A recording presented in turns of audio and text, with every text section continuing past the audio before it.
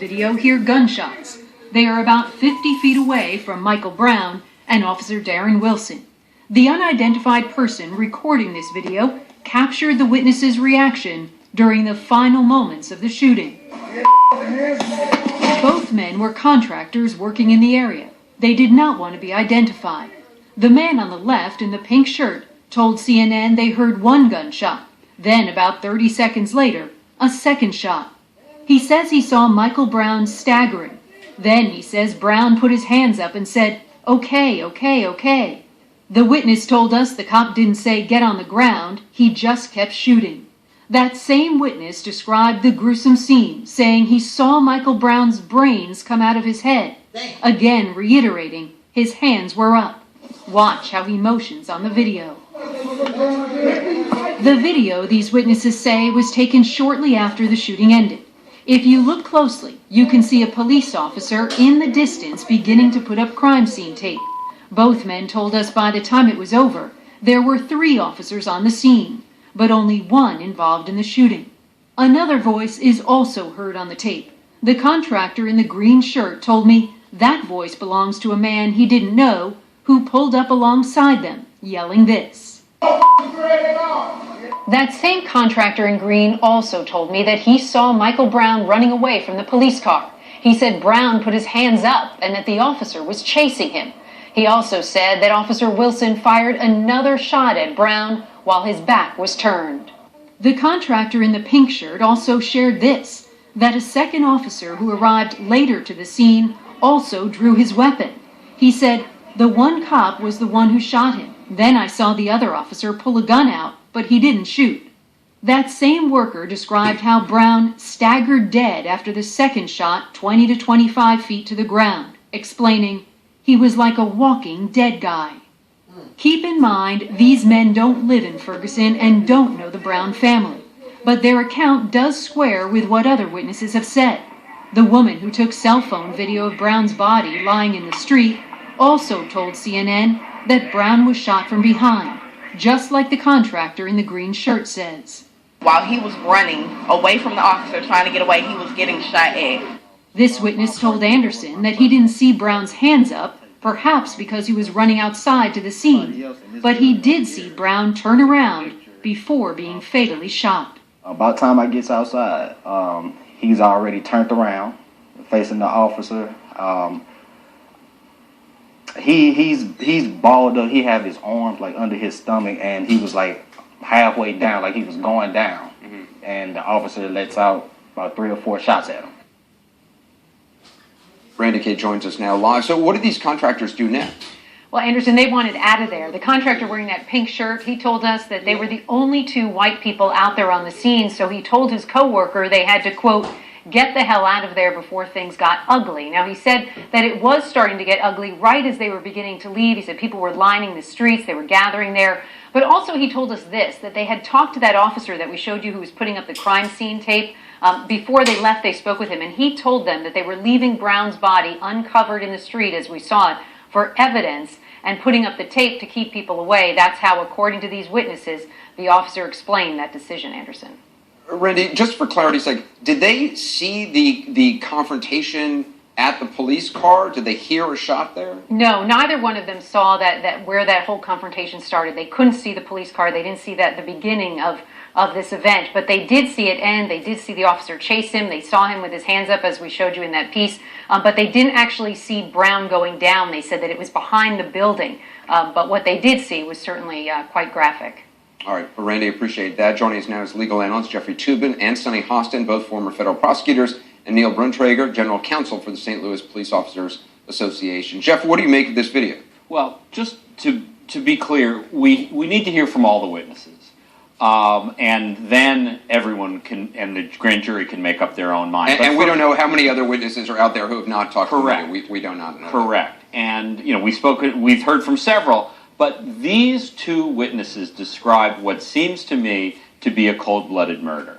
Shooting someone who has their hands up, who is moving away, potentially in the back, that's just murder. And if that's borne out by all the other witnesses, Darren Wilson is in a world of trouble, to put it mildly. Sonny, when you hear the guys in the video saying that Michael Brown was no threat, that he had his hands up, it does seem to corroborate what we've heard from other witnesses who have come forward. Well, of course it does, Anderson, and I've been saying this from the very beginning. All of the eyewitness accounts really are connected. They're all saying the same thing. They're saying that he was running from the police officer and that his hands were up. I don't know what other witness testimony at this point or account we have to hear. The bottom line is having your hands up is the universal sign for surrender. Law enforcement officers are trained with that. Armed services are trained in that. And so I guess I'm just so surprised that from the very beginning of this story, from the very, very beginning, everyone was questioning the eyewitness accounts of the people in the neighborhood. I don't really understand why now there's this game changer. Why now you have two white witnesses that are somehow not connected to the community, and now they seem to be the more credible witnesses. It's really befuddling to me, quite frankly, because now we have 6, 7, 8 witnesses saying the same thing. Well, I mean, Sonny, one of the witnesses who came forward before was the young man who was with Michael Brown, Sure. and also had a record of lying to the police. So I think that's why some people would question his credibility. There was another witness who was very credible in what she said. I mean, when I interviewed her, she was wearing a T-shirt that made her clearly where her sympathies lay, very clear. I think that's what made some people question this. If I could just add one point, what makes this so extraordinary is you have the cell phone video, which is practically contemporaneous. So it's not a matter of their being white, although frankly, the fact that it is both white and black witnesses, I think, will be significant. But you have practically in real time someone discussing what they saw, and that's just good evidence. Neil, let me bring you in here. What do you make of the timing of this video? What do you make? What do you make of what you're hearing? Well, there's a couple things. The timing, of course, is very, very important. When I saw it, one of the first things I noted, of course, was the location of the police car. As you look at the video, there's a police car that's all the way on the left of the screen. It's got its lights on, and you see the officer who's out rolling the tape. So the scene's being secured. It's well after the shooting.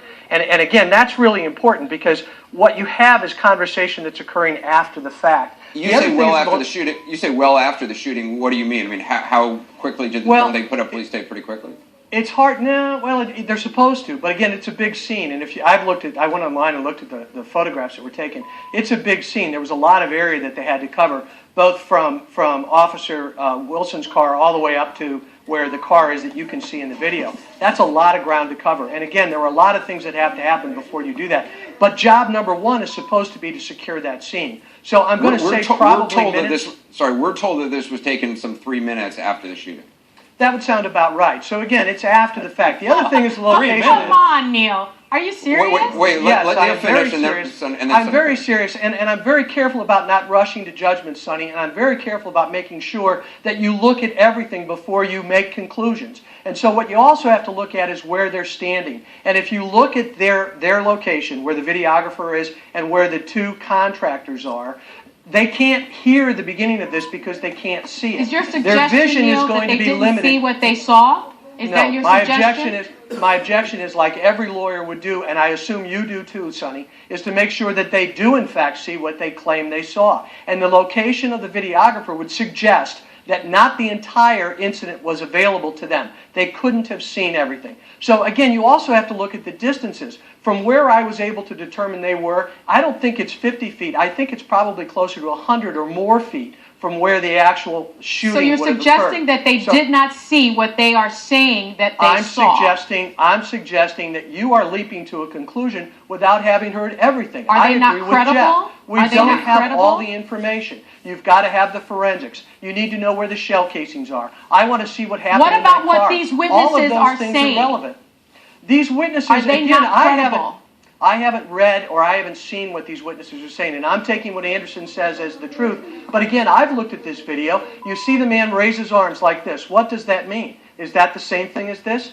I don't know that. Well, no, that's but exactly Steve, what a trial is about. But Steve, he spoke to Randy Kay, and Randy Kay said he said the reason he's raising his hands is he's saying this was what Michael Brown was doing when he was shot. And so all I of don't these think that's witnesses- mysterious. All of these witnesses are witnesses that will have to be interviewed by everyone. They're going to have to be presented No to doubt the grand about that. jury, and they're going to have to consider all this information. I'm not saying disregard them. I'm saying that we will judge their credibility by all of the evidence, not by one statement, and certainly not by a Okay. 15-second video clip. Neil Bruntrager, Sonny Hostin, Jeff Toobin. Jeff, stick around. I know up next there's